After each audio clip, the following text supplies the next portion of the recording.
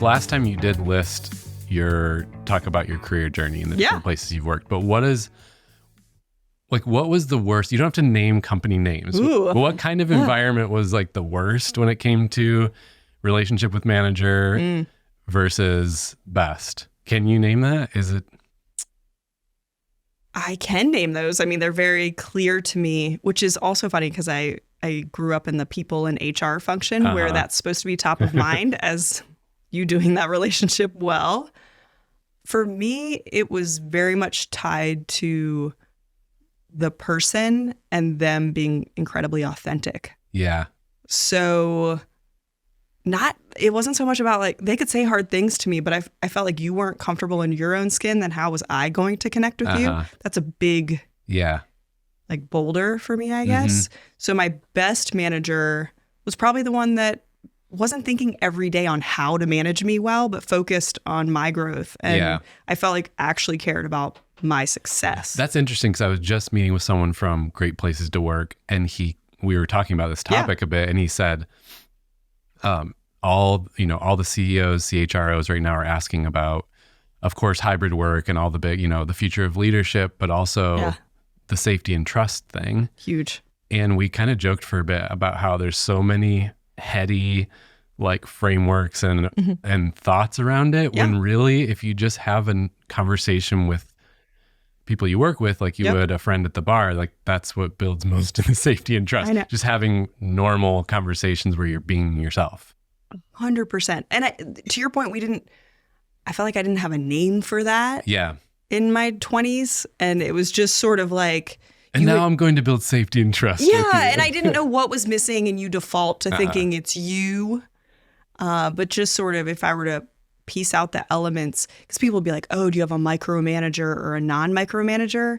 And you're just sort of like, I don't know what that looks like. I just know whether or not I'm able to fail in front of someone in a healthy way versus feeling like no matter what I do, it'll always be wrong. Yeah. So it's like I could identify with the feeling and experience versus like, what do you call that? I was like, I don't know what you call that. Yeah. So in some ways, I think in my best instances of like a manager relationship, it actually felt like the place where there was the most trust, where I could actually go, it's like this, you're the person I trust to go do with my bigger questions. Totally. I always said so I would coach a lot of managers who are like, how do I keep my people? There's this idea of actively keeping people. And I said, the person that can share with you that they're not sure what's next for them and they might want to leave, that's the person that's going to stick around. Isn't that funny? But that's what we're all scared of. Like, I know. I admit that even myself. I want to, and I strive to be the person who is comfortable with all that. But it is scary. It's like this weird, well, if I bring it up, then they're going to leave. It's like, no, they're already thinking about their path anyway. Yeah, and it creates space in the relationship is my point. But okay, so what was your, like, give me a little of the background story of your experiences with one-on-ones and feedback and the topics we're talking about today. So my experience is that we all think of feedback and one-on-ones based on what we've seen, which tends to be just sort of tactical and cold. I guess that's the word I would use. You're like, oh yeah, feedback. As soon as by the way, anytime anyone says feedback, there's this dual thing that happens where they immediately go, oh yeah, I think feedback's great. We all need to be doing it more, but no one's excited to do it. I'm like, so like, we're all just like, yeah, it's over there. Woohoo.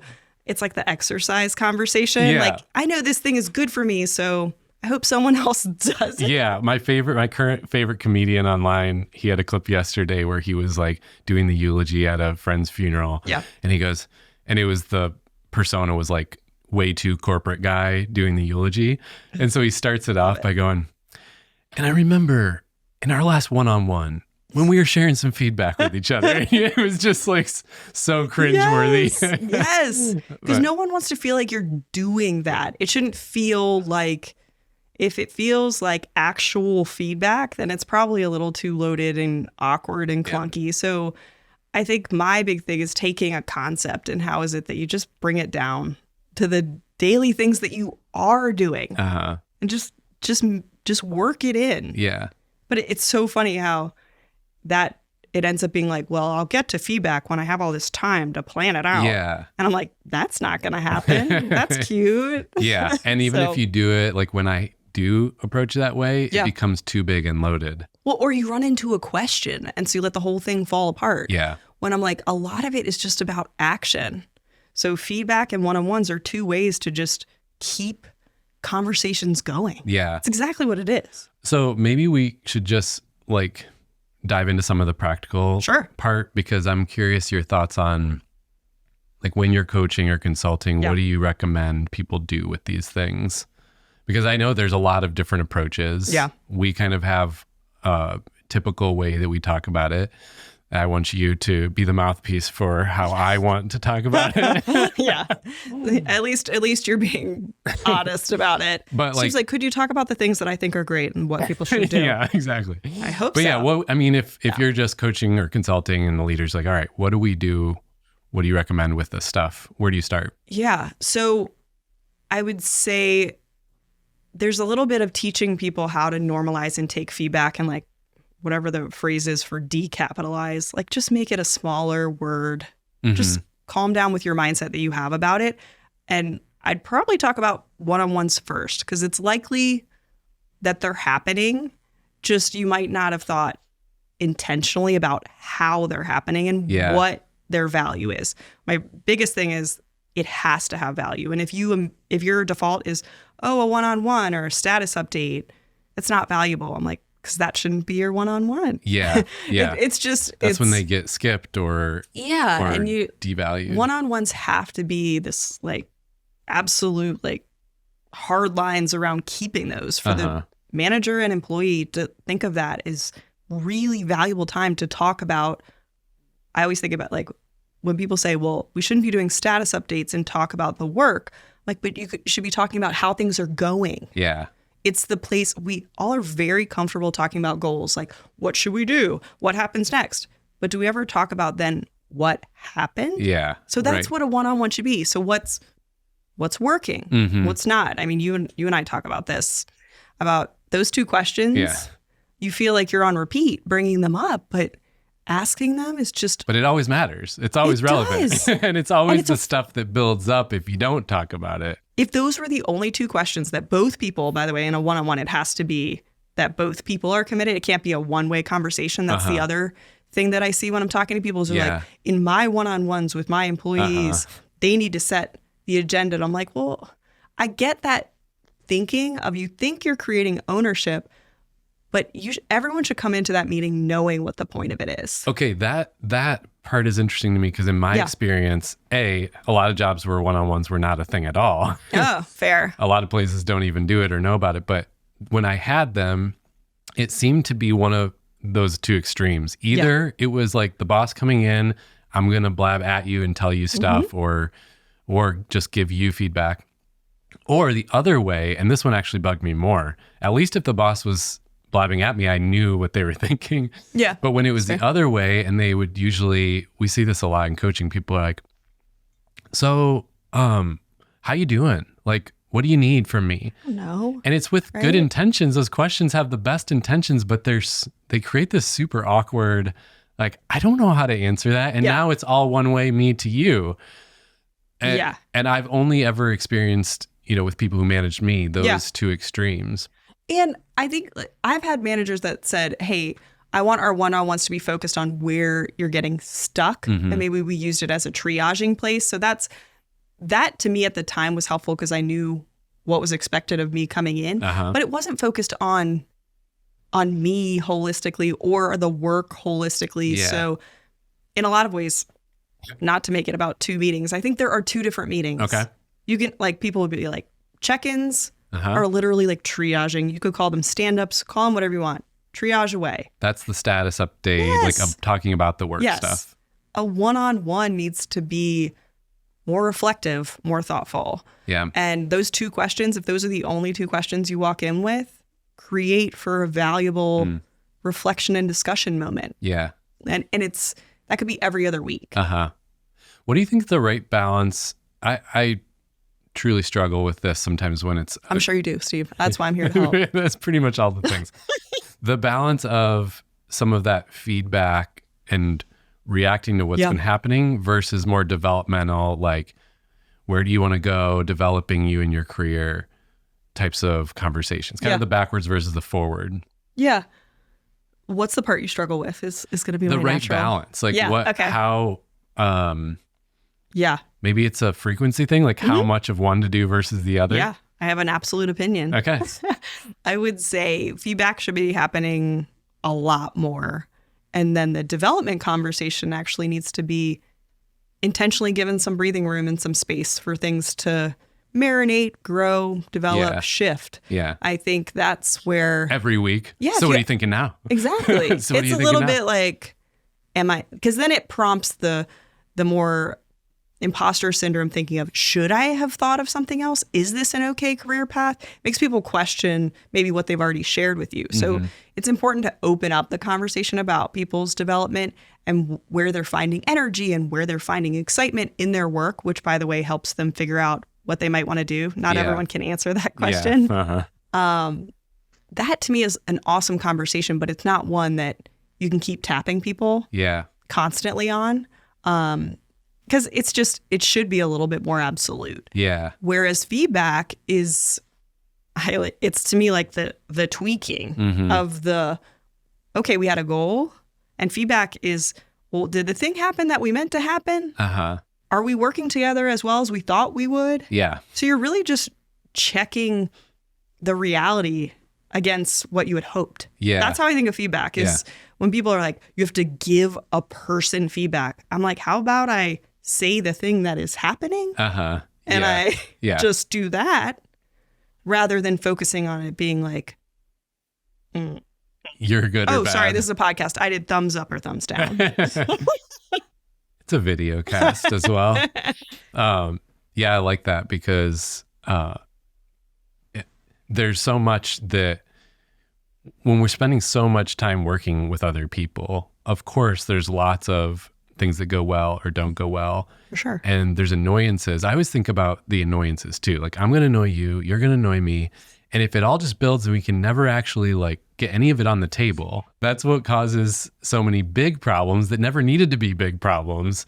And I like the idea of just a constant flow of conversation, like something we often do at greenhouses right after we're done doing a workshop. We just kind of check in with each other. All right, what went well, what didn't, like, how are you feeling about that? So you can kind of just vent it and move forward versus anything building unnecessarily. I love that.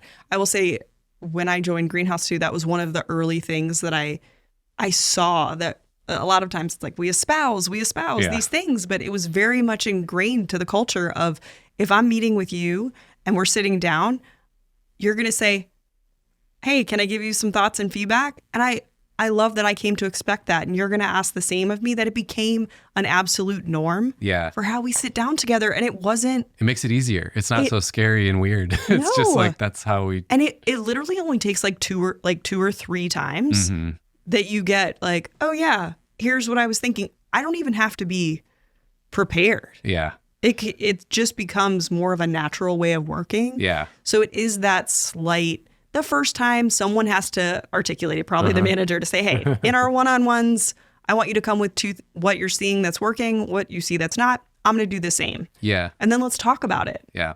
Like that, let's set that, let's try it out. Yeah, even that teeing up is so helpful to say, hey, this is a thing we're going to try. Then it just, it diffuses any of the weirdness around it. And then you can adjust and you can talk about, even if we want to change the way we did that, but just calling out, hey, this is a thing we're going to try. Setting expectations, like come to our conversation with these kind of thoughts, and we're going to share both ways. I even tell leaders, like, as soon as someone, especially if they report to you, if they give you feedback, you say thank you. Oh yeah. That is what you start with. And then you actually take it in or say, yeah, I want to work on that, or I'm going to think about that. Yeah. Versus defending and fighting back. Yeah, explaining yourself. Sends a huge message of never share feedback with your manager. Oh, 100%. You have to, and that's where I very much, when I even say, it doesn't even have to be about something that your manager is doing.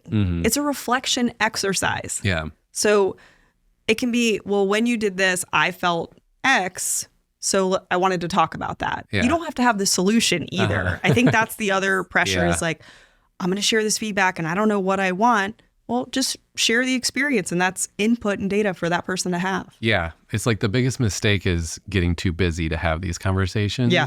And of course, if they're a big built up hour-long thing, it can feel that way. So I like your point about it can also be small and quick.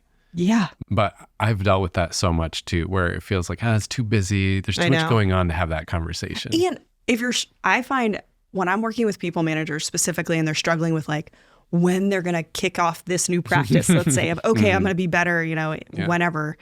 I say, ask your person to hold you accountable. Like they're there for you also to say, hey, next time we have a one-on-one, like remind me that I wanted to talk through these two areas. Yeah. That's okay to make it a partnership in how you're holding each other accountable to having these conversations. Like call me out. I love that. And when it comes to developing somebody, what are your thoughts on how someone starts with that? Because that can also feel too big. Like, oh my gosh, what are your dreams in life? Like that feels like such a huge question. But so where do I start in developing the people that I lead? Yeah. I think that's a big burden that people can really put on themselves. And how is it that you're thinking of yourself more as a facilitator of that conversation, not the person with the answer? So that's where this element of being a manager, I think we put or leader, you put a lot of pressure on yourself to have the answers. But if you shift that mindset of thinking, how do I facilitate a conversation around this person's growth? So when they say, I think I might want to work more with clients and work on presenting rather than, I think sometimes we go really quick down into like, what's a conference I could send you to? And those are all, I'll just say fine, or like whatever ideas. They're ideas, but the more you can tie those development aims to the actual work that someone's doing, to give them credit for they're building a skill set. Yeah. And it's not just about how many certifications you have gotten or whatever, which I hope you will never just list off and talk about in your future life, because people don't care. Yeah. It's in some element, it's really around these people are growing their skill sets. So how do you say, I see that you're presenting in this forum. Do you want to also present here? Because I know you care about being more external facing. Yeah. So we don't always connect the dots between these long-term aims and these short-term things that are happening. That's what I've seen. I agree. I think that it's really helpful when it's just, all right, so what are you interested in right now? What do you want to do more of in your role or less of? And those small tweaks actually not only develop that person, but in terms of the fears that the leader has, it gives you just insight into what they're thinking about and where they're headed way before there's any kind of change. Yep. And you made me think about the times I've seen in organizations where a leader is surprised and it's a problem that somebody is like, I'm out. Or I'm making a big change. Because it was a surprise. That's the problem. Versus when there's been a year of discussion leading in that direction, so you're not surprised. In fact, it's actually a really good situation where you've helped them get where they want to go, and they're actually going to say great things about you wherever they are next. Like that's actually the norm now. We shouldn't be so... I feel like a lot of the stuff we avoid because we're afraid if we bring it up, then something's going to change and disrupt what's normal. And it's like this mentality of we have all the, no news is good news. And I'm like, or you don't have any intel. It's bad news because you don't know what's already in their head or going on. And it's definitely, I think it's always about asking more specific questions sometimes. Like we ask very big open-ended questions that make a person like choose, am I in or am I out? But like, say more about that. Okay, I think that's actually a huge topic there. And feedback is a specific area that I see this. So when someone's like, do you have any feedback for me? No, like that requires it requires more work on me. You've just said like, toss me some feedback. And I'm like, oh, great. It's too big. It's a big question that also, I don't really know what you're asking me for. So I've had, first thing I would say is if you're looking for more feedback, use the word suggestions to normalize it. Do you have any more suggestions for how I could show up better in the meeting? Or do you have any more suggestions as to where you need me more or where you could use a little bit less guidance? Yeah. Like I'm giving you a filter with my questions. So I'm all about more specific filtered questions. Yeah. So not even feedback related, in all things. Yeah. You made me think even like, hey, could you give me some feedback versus, hey, could you give me feedback about how I showed up in that meeting that just happened yesterday? Totally. That's so much more specific for my brain to go to and think, and to your point, filter and give you something. And to avoid that misalignment of you might have been actually asking for a pat on the back because you didn't feel like I was effusive enough. So, but I think you're actually asking me for specific suggestions. And that's where we have our two ways of talking, that the more specific you can be with your questions, the better feedback you're going to receive. Yeah. So that's where it's like a nice two-way street too. Okay. I'm thinking about when you teach on one-on-ones in a workshop with a company, you have a nice slide that I always like that talks about the 3 different types of development. Yeah. Do you want to talk about that for a sec? Yeah. Okay. It's the 3 different types of feedback, not to correct feedback. You, but yes. It's perfectly articulated pretty much in that example. When someone says, hey, can you give me some feedback? There's pretty much 3 different flavors, I'll say, of feedback. It could be appreciation. So praise and recognition is what someone is looking for. There's constructive and developmental, which is more the tweaking element of this could be different. This could be more or less. And then there's evaluation, thumbs up or thumbs down. How am I doing? Yeah. And those are 3 different flavors of feedback. And you should be doling out and receiving all 3. Okay. Evaluation, by the way, is usually like a performance review, is the loudest. Yeah. It is the loudest and most anxiety inducing for both individuals on either end of it. So that should be the most intentional and thoughtful feedback that you give. The other 2, meaning appreciation and developmental, those are the things that you should be like working and grinding in your one-on-ones all day, every day. All the time. Yeah. Those are, I speak those in Slack. Like those to me become just a part of your way of talking to people. Okay. So that's to me where I'm like a big believer in, there's not just one definition of feedback. There's different flavors of it. Make sure you know what someone's asking for. All right, I'm enjoying this conversation myself, but I'm thinking, what is the big picture? So for someone, we've worked with some clients where they have never even heard of one-on-ones. I know. They've never had any kind of rhythm for feedback or any of this stuff we're talking about, developing people. It's all new territory. So I'm thinking from their shoes, like, why does this stuff matter in the first place? What does it solve, It's a great point, because I think there's a lot of observations and beliefs that a lot of leaders have, like, why does no one care about this as much as me? Or why are these people not delivering on this thing? I told them what to do. And there's this huge gap of like, you have to like bear some of the burden in that disconnect between what you said and what's happening, and bring together a conversation with your people. And that to me is where I think there's a belief system that one-on-ones are for the other person, where like they're for your business and making it work. Yeah. Like it's the actual part where things go down the river and there's like the ownership problem, and we hear that all the time. How do I get people to be owners in their work and think like an owner? And then there's the development side of it makes me think about engagement and people's potential. Like they only, you have these great people, they're only really doing a fraction of what they're capable of. And you're like, oh, maybe if I move them in this other role, they'll be better, or oh, they don't fit. And actually, so much of that potential can be tapped into just through like these types of conversations. Yeah, just having like a little bit more attention and rigor to the smaller day-to-day conversations. Yeah. Because I mean, it's that day-to-day feeling that people, I mean, that's what we get up and do each day. We don't always have those giant moments where we're like, woohoo, we killed it. But if you have that day-to-day belief that, hey, we are going to work through this stuff together, it's really just, that's what one-on-ones and feedback are, just saying, let's figure this out together in a way that is a little bit smarter than what we've been doing. Yeah. Okay. And where does someone start if they're brand new to it? Well, I guess I would first say make sure you're having intentional one-on-ones. Meaning, like schedule them. Yes.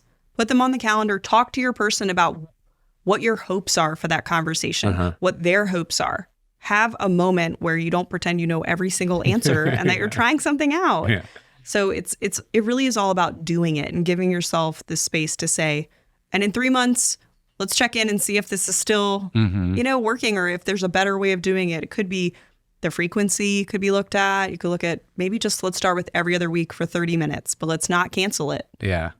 It just, you have to put some skin in the game in order to be able to get things working. They don't just happen magically.